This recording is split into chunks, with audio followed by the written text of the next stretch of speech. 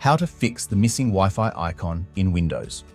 As you can see, there is no Wi-Fi or internet icon currently showing on my computer, so to fix it, click on the Start button and then go to Settings. Now here go to the Personalization section. From the left-hand side menu, click on Taskbar.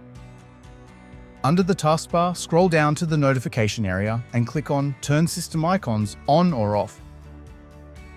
Now here, as you can see, the network option is currently set to off. Set it to on. As you can see, my internet icon is now visible. Now go back and scroll down to the notification area and click on Select which icons appear on the taskbar.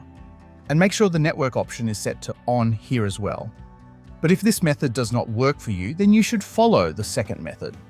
Right-click on the taskbar and go to the Task Manager. Click on More Details.